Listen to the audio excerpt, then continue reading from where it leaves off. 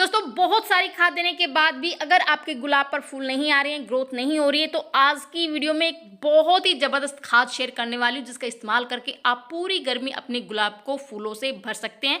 तो ये कौन सी खाद और किस तरीके से हम अपने पौधों में इसका इस्तेमाल करने वाले हैं आगे वीडियो में बताने वाली, तो वीडियो स्टार्ट करते हैं। नमस्कार दोस्तों गुलाब एक परमानेंट फूल वाला पौधा है। हर कोई इसको लगाना काफ़ी ज़्यादा पसंद करते हैं, लेकिन समस्या तब आ जाती है जब इस प्लांट पर फूल नहीं आते, कलियाँ नहीं बनती। क्योंकि मेरे पास बहुत सारे सवाल आते हैं कि मैम हमने गुलाब के प्लांट लगा रखे हैं लेकिन उसमें फूल नहीं आते हैं, कलियां नहीं बन रही। लेकिन आप मेरे प्लांट को देख सकते हैं, छोटे छोटे पौधे पर कितनी मोटी मोटी कलियां बनी हुई है। और मैंने हर तरह के गुलाब के प्लांट अपने गार्डन में लगाए हुए हैं, देसी और हाइब्रिड। दोनों ही पौधों पर बहुत ही अच्छे से फ्लावरिंग हो रही है। हर एक ब्रांच पर इतनी मोटी मोटी कलियां बनी है, पूरा पौधा फूलों से भरा हुआ है। अगर इस मौसम में, क्योंकि जो मार्च का महीना होता है वो गुलाब के लिए ग्रोइंग टाइम होता है, इस महीने में बहुत ही अच्छे से गुलाब की ग्रोथ हो रही है। जैसे आप मेरे प्लांट में देख रहे हैं कितनी सारी कलियां और कितने सारे फूल, हर एक ब्रांच पर इतनी सारी कलियां बनी है, गुच्छों में फ्लावरिंग हो रही है। तो अगर आप भी इस तरह से अपने प्लांट पर ये फ्लावरिंग चाहते हैं, कलियां चाहते हैं, तो ये वीडियो खास आपके लिए होने वाला है दोस्तों। क्योंकि आज बहुत ही ज़बरदस्त कुछ ऐसी टिप्स और एक ऐसी खाद शेयर करूंगी जिसका इस्तेमाल करके आप भी मेरे तरह इतने भर भर के और इतने बड़े बड़े साइज के गुलाब के फूल ले सकते हैं दोस्तों। सबसे पहले दोस्तों ये है कि गुलाब एक सन लविंग प्लांट है, तो आप अपने प्लांट को पूरे दिन की धूप में रखें। अगर प्लांट को धूप नहीं मिलेगी तो उसमें जो कलियां अगर बन भी गई है ना, तो खिलने से पहले ही झड़ जाएगी, कलियां बहुत छोटी बनेगी। कीड़ों का अटैक प्लांट पर बहुत जल्दी हो जाता है अगर उसमें धूप नहीं मिलती। अगर प्लांट को प्रॉपर धूप मिलती है तो प्रॉपर धूप में क्या है कि जो पत्तियां वो ज़्यादा खाना बनाती है और हमारा प्लांट काफ़ी ज़्यादा स्वस्थ रहता है। और प्लांट अगर स्वस्थ रहेगा तो बहुत ही अच्छे से उसमें कलियां बनेगी, काफ़ी बड़ी बड़ी कलियां बनेगी और बहुत ही बड़े बड़े साइज के फूल खिलेंगे, जैसे आप मेरे पौधे में देख रहे हैं दोस्तों। दूसरा जो मेन इंपॉर्टेंट टिप मैं आपको बता रही हूँ, जितने भी फूल सूख जाते हैं आपके प्लांट पर, जिसको कहते हैं पिंचिंग, मतलब डेड हेडिंग जिसको कहते हैं, फूल सूख जाते हैं, तो आप उन फूलों को हटा दें और आप अपने प्लांट की प्रूनिंग ज़रूर कर दें दोस्तों। क्योंकि गुलाब की जहाँ जहाँ से आप प्रून करेंगे वहीं वहीं से प्लांट कलियाँ बनाएगा। और मैं तो टाइम टू टाइम प्रूनिंग करती रहती हूँ। और ये जो मौसम है ये प्रूनिंग का बहुत ही अच्छा टाइम है, इस टाइम पर आप अपने प्लांट की प्रूनिंग कर सकते हैं। प्रूनिंग करके मैं क्या करती हूँ, बहुत सारे गुलाब है ना कटिंग से तैयार कर लेती हूँ। देखिए कितने सारे गुलाब, ये मैंने 2 महीने पहले कटिंग लगाई थी। देखिए 2 महीने पहले मैंने अपने प्लांट की प्रूनिंग की थी और इसी में देखिए कितनी सारी कटिंग तैयार करी दोस्तों। और उसके बावजूद मैंने अब फिर से प्रूनिंग की अपने प्लांट की और फिर से मैंने बहुत सारी कटिंग तैयार कर ली। देखिए ये मैं सिर्फ 3-4 दिन का रिजल्ट दिखा रही दोस्तों। कितनी मैंने कम से कम 7 से 8 कटिंग लगाई है और सभी की सभी जो कटिंग है वो सक्सेसफुल हो गई है दोस्तों। तो मैं गुलाब के प्लांट बहुत सारी कटिंग से तैयार कर लेती हूँ और बहुत सारे लोगों को देती रहती हूँ। क्योंकि जो भी मेरे घर में आता है, मेरे गुलाब को देखकर हर कोई कहता है कि हमें इस गुलाब की कटिंग चाहिए, तो मैं सभी को दे देती हूँ। और देखिए जहाँ जहाँ से कटिंग हम करते हैं ना, वहीं वहीं से ही नई नई ब्रांच निकलती है। तो आप देख सकते हैं दोस्तों, मैं आपको बिल्कुल लाइव दिखा रही हूँ कि ये छोटे छोटे प्लांट है और जिसको मैंने प्रून किया था।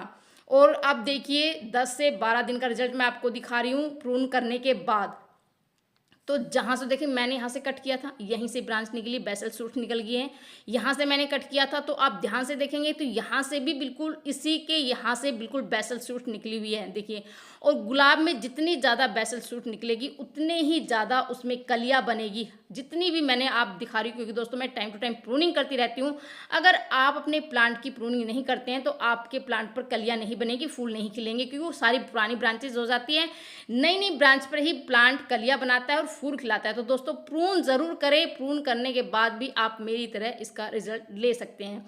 तीसरी टिप दोस्तों मैं बता रही हूँ कि आप अपने प्लांट की गुड़ाई ज़रूर करें दोस्तों। गुड़ाई करना बहुत ही ज़रूरी है। इस टाइम पर आप अपने प्लांट की रिपोर्टिंग भी कर सकते हैं। अगर आपका प्लांट 2 से 2.5 साल पुराना हो गया है, रूट बाउंड हो गया है, तो आप अपने प्लांट की जो है ना गुड़ाई ज़रूर करें। गुड़ाई करने से क्या होता है कि जो है ना रिपोर्टिंग भी कर सकते हैं। और गुड़ाई तो आपको टाइम टू टाइम करनी ही करनी है दोस्तों। गुड़ाई करने से फ़ायदा क्या होता है कि तो मिट्टी काफ़ी ज़्यादा भुरभुरी बनती है और जो भी उसमें नमी बनी रहती है ना, वो नमी बिल्कुल ख़त्म हो जाती है, फंगस की समस्या ख़त्म हो जाती है। और जो है ना इस तरह से हम अपनी रूट प्रूनिंग कर सकते हैं, तो इससे प्लांट काफ़ी ज़्यादा हेल्दी रहता है। प्लांट की जड़ों को स्पेस मिलता है फैलने के लिए और प्लांट की जड़ों का विकास होता है, जिससे पौधों का भी विकास होता है दोस्तों। तीसरा दोस्तों, अगर आप इस तरह से काफ़ी बड़े बड़े साइज़ के फूल लेना चाहते हैं और आप चाहते हैं पूरी गर्मी आपका प्लांट इसी तरह फूलों से भरा रहे, तो जो खाद आज मैं शेयर कर रही हूँ ना, वो इस टाइम पर आप ज़रूर इस्तेमाल करें। और सबसे पहले जो मैं खाद ले रही हूँ दोस्तों, ये है गोबर की खाद। गोबर की खाद प्लांट के लिए संपूर्ण खाद मानी गई है। आप इसकी जगह वर्मी कंपोस्ट का इस्तेमाल कर सकते हैं, फिर किचन वेस्ट कंपोस्ट का। अगर आपके पास गोबर की खाद नहीं है तो आप इनमें से कोई भी खाद का इस्तेमाल कर सकते हैं, क्योंकि ये संपूर्ण खाद होती है। इसमें बहुत सारे पोषक तत्व होते हैं, जिससे प्लांट की जो ग्रोथ है वो बहुत ही सुपर फास्ट होती है। बहुत नई नई बेसल शूट निकलती है, और मैं सभी पौधों में अब गोबर की खाद का इस्तेमाल कर सकती हूँ। और आप रिजल्ट सामने देख ही रहे हैं दोस्तों, कितनी सारी फ्लावरिंग मेरे प्लांट पर हो रही है। पूरे पौधे फूलों से भरे हुए हैं। तो गुड़ाई करने के बाद 2 से 3 मुट्ठी, आप 10 से 12 इंच का गमला है आपका, तो 2 से 3 मुट्ठी आप इस तरह गोबर की खाद का इस्तेमाल ज़रूर करें। मैं जितने भी मेरे गुलाब के प्लांट हैं, जितने भी फ्लावरिंग प्लांट है या परमानेंट जितने भी सब्जियों की, मैं सब में गोबर की खाद का इस्तेमाल करती हूँ दोस्तों। और ये काफ़ी पुरानी गोबर की खाद है।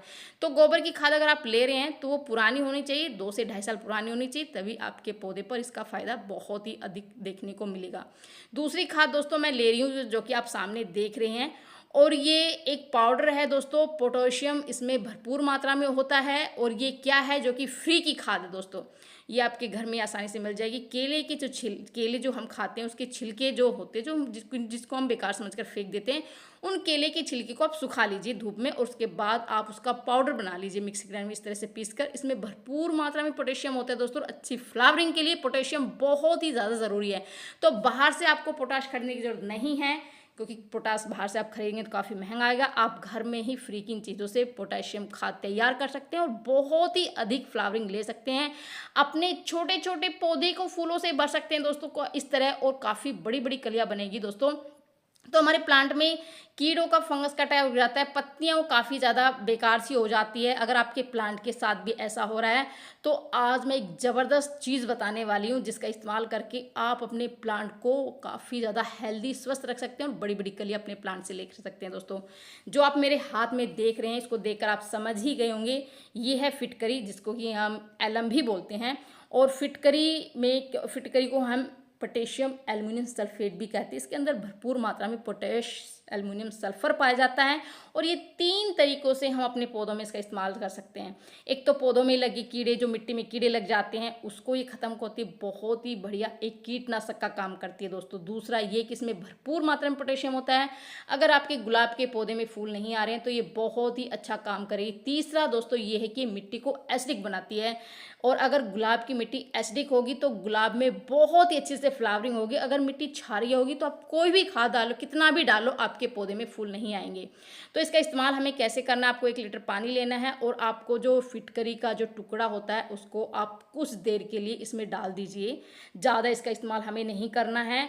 पानी इस तरह से दूधिया हो जाएगा, बिल्कुल पानी का कलर चेंज हो जाएगा। 5 से 7 बार आप इसको पानी के अंदर घुमा दीजिए, और उसी पानी को आप अपने गुड़ाई हुई गुलाब में, जैसे हमने मिट्टी की गुड़ाई कर दी है, और उसके बाद आप इस खाद का इस्तेमाल अगर आप अपने गुलाब के पौधे पर करते हैं, कोई भी गुलाब हो, देसी, हाइब्रिड, किसी भी तरह के गुलाब हो, क्योंकि ये मिट्टी को एसिडिक बनाती है, इसके पीएच लेवल को संतुलित करती है, और इससे क्या होता है कि मिट्टी बहुत ही बढ़िया उपजाऊ बनती है, और हमारी मिट्टी में जो भी गुलाब लगा होता है जिस मिट्टी में, वो बहुत ही अच्छे से फ्लावरिंग करता है। तो छोटे छोटे जो अगर आपके गुलाब के पौधे में, क्योंकि बहुत सारे लोगों की शिकायत होती है कि हमारे गुलाब के पौधे में फूल नहीं खिल रहे हैं, तो ये चीज़ें डालने के बाद आपके गुलाब में गुच्छों में फ्लावरिंग होगी दोस्तों, ये मैं कह सकती हूँ। और बहुत ही मोटी मोटी कलियाँ बनेगी, जैसे आप मेरे प्लांट में देख रहे हैं दोस्तों। तो हमेशा हमेशा के लिए आपकी शिकायत बिल्कुल दूर हो जाएगी। अगर आपके गुलाब के पौधे में फूल नहीं आ रहे हैं, ग्रोथ नहीं हो रही है, तो इस खाद के इस्तेमाल से आपके पौधे फूलों से भर जाएंगे। तो कैसी लगी जानकारी, पसंद आई तो लाइक से ज़रूर करती। बाय बाय दोस्तों।